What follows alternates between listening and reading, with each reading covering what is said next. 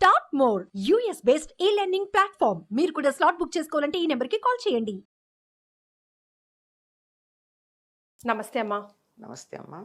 అమ్మ, పిల్లలు అమ్మమ్మ, నాయనమ్మ, తాతల దగ్గర ఉంటే వాళ్ళ లైఫ్ స్టైల్ ఎలా ఉంటుంది, అదర్వైజ్ ఎలా ఉంటుంది? అంటే చిన్నతనం నుంచి వాళ్ళని చూస్తూ ఆ కథలు వింటూ వాళ్ళ జ్ఞాపకాలు, వాళ్ళ పిల్లల్ని పెంచిన జ్ఞాపకాలు అవన్నీ వాళ్ళతో షేర్ చేసుకుంటే ఎంత బాగుంటుందో కదమ్మా. ఈ రోజుల్లో మీ మొహంలోనే తెలుస్తుంది ఆనందం అలా ఉంది. మాది జాయింట్ ఫ్యామిలీ కదా. అదే కదా. కానీ అదేది లేకుండా పోతుంది. ఈ వీడియో చూసిన తర్వాత కనీసం వాళ్ళ పిల్లలు వాళ్ళ మమ్మీని ప్రశ్నించాలి, వేర్ ఇస్ మై అమ్మని, మమ్మీ కాదు వాళ్ళ అమ్మని, వాళ్ళ అమ్మని ప్రశ్నించాలి, వాళ్ళ డాడీని, నాన్నగారిని ప్రశ్నించాలి. మా అమ్మమ్మ, నాయనమ్మ, తాతయ్య ఏరియల్ వాళ్ళు ఒకవేళ ఉంటే మనం ఎందుకు వాళ్ళతో లేము, వాళ్ళని ఇక్కడ రమ్మని అడగాలి. అమ్మ ఈ సంగతి చెప్తే ఈ మధ్య కొద్ది కాలం, సరే దాపులో 10 ఏళ్ళు అవుతుంది, అది ఒక మిత్రురాలు ఉన్నారు. వాళ్ళ ఆవిడ అమెరికా వెళ్ళినప్పుడు పక్కింట్లో ఉన్నటువంటి వాళ్ళ పిల్లలు అడిగారట. ఈవిడ వెళ్ళినప్పుడు వాళ్ళందరినీ చూపిస్తూ, ఫోటోలు చూపిస్తూ, వీళ్ళు ఇట్లా ఉన్నారు, వీళ్ళు, అది కూడా పక్క వాళ్ళు కూడా ఇండియన్స్ అనమాట. అందుకని వాళ్ళు చూపిస్తూ, మా బంధువులు మేము ఇక్కడ వెళ్ళామని, ఈ పిల్లలు ఇక్కడికి వచ్చి వెళ్ళి వాళ్ళందరినీ చూపిస్తే వాళ్ళు అడిగారట వాళ్ళ అమ్మని, మనకి వీళ్ళందరూ ఎందుకు లేరు అని. కదా, బయట వెతుక్కోవాల్సి వస్తుంది, స్నేహాలు బయట వెతుక్కోవాల్సి వస్తుంది, బంధాలు కూడా అన్నీ కూడా బయట వెతుక్కోవాల్సి వస్తుంది. అటువంటిది మనకి అద్భుతంగా ఉండేటటువంటి ఒక కుటుంబ వ్యవస్థ ఉండేది. ప్రస్తుతం అర్బనైజేషన్ అన్నామే, అంటే పట్టణీకరణ అని చెప్పాలి దాన్ని సరిగ్గా తెలుగులో. ఈ పట్టణీకరణ వచ్చిన తర్వాత ఈ పట్టణాల్లో బతకడం కొంచెం, ఇప్పుడు కాదు కానీ ఒకప్పుడు కొంచెం ఖరీదైందిగా ఉండేది. పల్లెటూళ్ళల్లో ఎంత ఆదాయం ఉన్నా తేలిగ్గా బతికేవాళ్ళు. పట్టణాల్లో కొంచెం ఉండాలి, ఇంటి అద్దె దగ్గర నుంచి అవన్నీ పెట్టుకుని. ఇక్కడ ఖర్చు ఎక్కువ గనక ఎవరెవరు ఉద్యోగాలు ఉన్నారో వాళ్ళే వెళ్ళేవారు, పెద్దవాళ్ళు ఇంట్లో ఉండేవారు. కానీ ఇప్పుడు అన్ని సౌకర్యాలు వచ్చాక కూడా అది అలవాటైపోయి దూరం అయిపోయారమ్మా. దానివల్ల పిల్లలకి ప్రేమాభిమానాలు అవన్నీ తగ్గిపోయినాయి. ఉదాహరణకి పిల్లల దాకా అక్కర్లేదు, పెద్దవాళ్ళకే భార్య భర్త తగాదా పడ్డారు అనుకో, వాళ్ళని కలిపేది ఎవరు లేరు. పూర్వం అయితే ఇళ్లల్లో ముసలాళ్ళు ఎవరైనా ఉంటే, ఏమిట్రా ఎడమొహం పడమొహంగా ఉన్నారు అని చెప్పి అడగడం, ఏం లేదని వీళ్ళు వాళ్ళకి నమ్మకం కలిగించడం కోసమన్నా నటించటం, కలిసి ఉన్నట్టు. ఆ తర్వాత అది కలవడం అయ్యేది.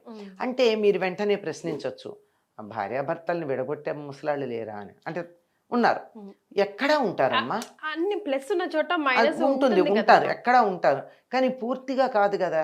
కోడలి మీద కోపం ఉంటుందేమో కానీ అత్తగారికి కొడుకు మీద ఉండదు కదా. కొడుకుకు సుఖం ఉండదన్న ఉద్దేశంతో నా కోడలతో కలిసి ఉండమంటుంది. మరి కొన్ని ఎక్సెప్షనల్ కేసెస్ ఉన్నాయి, వాటిని మనం ఏం సమర్థించట్లేదు, ఎట్లయినా పడి ఉండాలని చెప్పట్లేదు, చెప్పం కూడా. అలాంటివి ఒకటి వదిలేస్తే మామూలుగా గనక అయినట్టయితే అసలు వీలైనంత వరకు పెద్దవాళ్ళు ఉన్నారన్న దాంతో ఒక పద్ధతిలో నడవడం, ఆ తర్వాత సర్దుబాట్లు చేసుకోవడం, ఒకళ్ళనొకళ్ళు అభిప్రాయ భేదాలు వచ్చినా తెగేదాకా లాగకపోవడం, ఇలాంటివి జరుగుతాయి. ఇది పెద్దవాళ్ళకి. ఇంకా పిల్లల దగ్గరికి వచ్చినట్టయితే తల్లిదండ్రులు ఎప్పుడూ కూడా క్రమశిక్షణలో పెట్టాల్సిన అవసరం ఉంది. ఈ పెద్దవాళ్ళు లేక వాళ్ళు ముద్దు చేస్తారు, ముసలి వాళ్ళు. తల్లిదండ్రులు అంటే నాయనమ్మ, తాత, తల్లిదండ్రులేమో క్రమశిక్షణలో పెడతారు. ఎప్పుడైతే పెద్దవాళ్ళు లేరో క్రమశిక్షణలో పెట్టేటటువంటి వాళ్ళు పెట్టవలసిన తల్లిదండ్రులు ఆ ముసలి వాళ్ళ బాధ్యత తీసుకుని వీళ్ళే వాళ్ళని గారాబం చేస్తున్నారు. దాంతో చెడిపోతున్నారు, ఉండాల్సిన పద్ధతిలో లేరు. ఏమవుతుంది, నేను ఎప్పుడూ చెప్తాను ఒక ఉదాహరణ. 90 మార్కులు వచ్చాయి నీకు, పక్కవాడికి చూడు 95 వచ్చాయి అని తండ్రి తిట్టాడు అనుకోండి, వీడు ఏడుస్తాడు, ఇంట్లోంచి పారిపోదాం అనుకుంటాడు. చాలా తీవ్రంగానే మాట్లాడతారు కదా. అందులో తన సబార్డినేట్ కొడుకు 95 వచ్చాయంటే ఆఫీసర్ గారికి ఒళ్ళు మండిపోతూ ఉంటుంది. ఆ కోపం అంతా, అక్కడ ఉన్న కోపం అంతా కొడుకు దగ్గర చూపిస్తాడు. వీడు దిగులు కంగారు పడుతూ ఉంటాడు. ఇంట్లోంచి పారిపోవడాలు, ఎక్స్ట్రీమ్ తిండి తినకపోవడాలు, ఇలాంటివి చాలా జరుగుతూ ఉంటాయి. ఇంకొంచెం పెద్ద వయసు అయినట్టుగా ఆత్మహత్యలు చేసుకోవడాలు. అట్లాంటప్పుడు తాతగారు ఉన్నారు దగ్గర తీసుకుని, పర్వాలేదురా వచ్చేసారి మార్కులు వస్తాయి, మీ నాన్నకి చిన్నప్పుడు ఇప్పుడు మ్యాథమెటిక్స్లో 50 మార్కులు దాటలేదురా, నువ్వేం వర్రీ కాకు, వాడు అలాగే మాట్లాడతాడు, రేపటికి సర్దుకుంటాడులే అని చెప్పాడు అనుకోండి, ఎలా ఉంటుంది?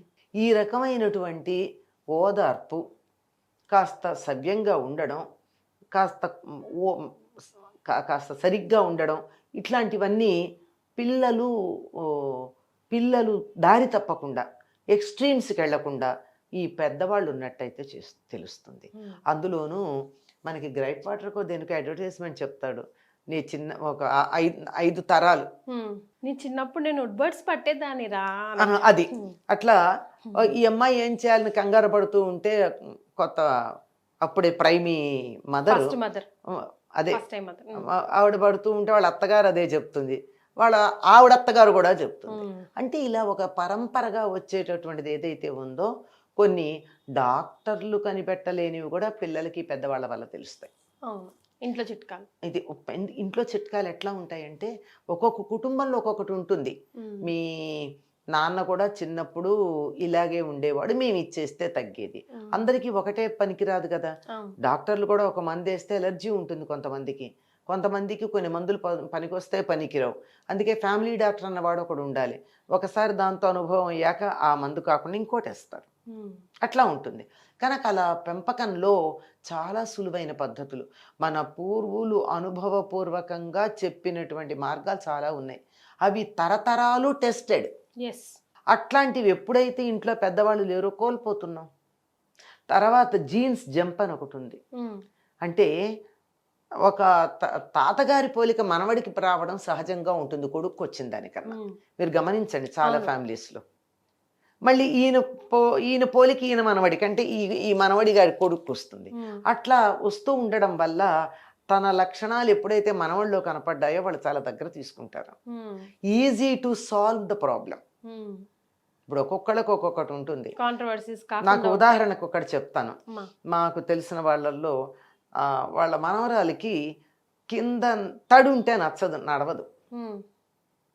వాళ్ళమ్మ తిడుతూ ఉంటే ఎక్కడ తడి లేకుండా ఎట్టా చూస్తామని. పెద్ద ఆవిడ నాకు అంతే, లేమ్మా దాన్ని ఏమనకు, నేను అంటే ఆవిడకి అలా అలవాటు ఉంది, ఆ పోలికి ఈవిడికి వచ్చింది కనుక ఆ మాత్రం అర్థం చేసుకోగలగడం. అంతెందుకమ్మా, నా కూతురే ఉంది కదా, మా వారి వాళ్ళ నానమ్మ బెడ్ పైన బెడ్షీట్ ఉంటే కూర్చోదు. తనకేంటో బెడ్షీట్ తీసి కూర్చుంటది. తన చనిపోయినప్పుడు మేబీ నా కూతురికి 2 ఏళ్ళు ఏమో ఉన్నాయేమో, కానీ దానికి అలవాటు. అది కూడా బెడ్ మీద బెడ్షీట్ ఉంటే కూర్చోదు, బెడ్షీట్ తీసే కూర్చుంటది. ముని మనవరాలు మళ్ళీ బెడ్షీట్ అంటే బ్లాంకెట్, బెడ్ పైన షీట్ ఉంటే ఒప్పుకోదు. అది తీసి ప్లెయిన్ బెడ్ మీద పడుకుంటుంది. ప్లెయిన్ బెడ్ కావాలంట. సేమ్ వాళ్ళ నాన్నమ్మకి, శ్రవణ్ వాళ్ళ నాన్నమ్మకి, అంటే శ్రవణే మనవడు, ఇది ముని మనవరాలు, దానికి అది అలవాటు. ఇప్పుడు మనం అది తెలిసినప్పుడు తిట్టాం, పోలికి వచ్చిందని అర్థం చేసుకుంటాం, లేదా కొంచెం పెద్దయ్యాక సర్ది చెప్తాం. అట్లా ఉంటే ఇది ఒక పరంపరగా వచ్చేది చాలా ఉంది. పిల్లలకి ఇమోషనల్ సపోర్ట్ ఉంటుందమ్మా. అంటే పెద్ద వాళ్ళని భరాయించడం కన్నా పని వాళ్ళని నమ్ముతున్నారమ్మా. అది ఇంట్లో పెద్దవాళ్ళే ఉంటే ఆ సమస్య ఉండదు కదా. ఎన్ని చూస్తున్నాం మనం, పిల్లల్ని కొట్టడం కాడ నుంచి తిట్టడం. అదే కదా, మీ నానీలు ఎక్కువైపోయారు కదా. మా నానమ్మల కన్నా నానీలు పెరిగిపోయారు. నేను మా విద్యార్థులకు ఎప్పుడూ చెప్తాను, అత్తగారిని నీకు నచ్చదా, ఓకే, నువ్వు నీ అత్తగారికి నచ్చకపోవచ్చు, కానీ నీ పిల్లలు ఆవిడికి మనవాళ్ళు కదా, వాళ్ళని బాగానే చూసుకుంటారు, వాళ్ళ వంశం వాళ్ళని. ఆఫీస్లో నీ బాస్ని నీ మీద పెత్తనం చేస్తే చూసి చూడనట్టు ఎట్లా వదిలేస్తావో ఇంకా అత్తగారిని కూడా అట్లా వదిలేయని నేను సలహాలు చెప్తాను. ఇప్పటికీ చాలామంది విద్యార్థులు నాకు కలిసిన వాళ్ళు మీరు చెప్పినట్టుగా మేము అత్తగారి దగ్గర ఉండి మా పిల్లల క్షేమం కోసం ఆవిడనే దగ్గర పెట్టుకున్నాం అని చెప్పారు. సూపర్. అంటే పెద్దవాళ్ళ కోపం రావచ్చు, నానీలమా మేమని. నానీలు కాదు, మీ వంశాన్ని మీరు కాపాడుకుంటున్నారు, మీరు భద్రంగా చూసుకుంటున్నారు. పరాయి కాదు కదా. జీతానికి చేస్తే నాని, ప్రేమకి చేస్తే నానీలు ఎందుకు అవుతారు, నానమ్మలు అవుతారు. నానమ్మలు, అమ్మమ్మలు, వాట్ ఎవర్ ఇట్ ఈస్. ఇంట్లో ఎవరో ఒకటి పెద్దవాళ్ళు. పూర్వకాలం చిన్నతనంలో భర్తలు కోల్పోయినటువంటి వాళ్ళు కూడా ఇళ్లలో ఉండి వాళ్ళు కూడా ఎంత ప్రేమగా చూసుకునేవాళ్ళు పిల్లల్ని. తర్వాత వాళ్ళకి అనుభవం వల్ల వైద్యుడి దగ్గరికి వెళ్లకుండా చేసేవి చాలా తెలుస్తాయి. అంటే మా డాక్టర్ని మానేయమని చెప్పడం కాదు, అక్కడికి వెళ్ళవసరం లేనివి కొన్ని ఉంటాయి, మనకి తెలియదు. అంటే కొంతమంది సాడిస్ట్ అత్తగారులు, మామగారులు కూడా ఉంటారమ్మా. ఎట్లా దాటుకోవడం? వాళ్ళని ఎట్లా దాటుకోవడం అంటే పిల్లల విషయంలో వాళ్ళు ఏం చేయరుగా. కోడల్ని చేస్తే చేస్తారు కానీ మనవణ్ణి మనవరాల్ని చేయరు కదమ్మా. అంతే, వాళ్ళ క్షేమం కోసం వీళ్ళు భరించాలంట. ఎవరికి ప్రతి వాళ్ళది ఈచ్ కేస్ ఈజ్ డిఫరెంట్ కనుక వాళ్ళని ఎలా డీల్ చేయాలో వీళ్ళు కనుక్కుని చేయిస్తే చేయొచ్చు, చేయలేకపోతే భరించాలి. ఎస్.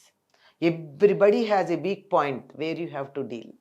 వాళ్ళని వీక్ పాయింట్ దగ్గర పట్టుకున్నామంటే వాళ్ళు మనకి అనుకూలంగా అవుతారు. అది తెలియాలి.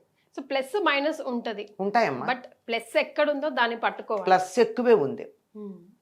ఎక్కడో ఒకళ్ళిద్దరి జీవితాలు భయంకరంగా ఉన్నాయి. అటువంటి ఎక్సెప్షనల్ కేసెస్ని మనం ఎప్పుడూ కూడా పక్కకి పెట్టాల్సిందే. మనవణ్ణి మనవరాల్ని కూడా క్రూరంగా చూసేటటువంటి వాళ్ళు ఉన్నారు, లేరన్నా. అట్లాంటి వాళ్ళని దూరంగా పెట్టండి. ఇన్ జనరల్ మాట్లాడుతున్నాం మనం. థ్యాంక్ యూ సో మచ్ అమ్మా. వెల్కమ్.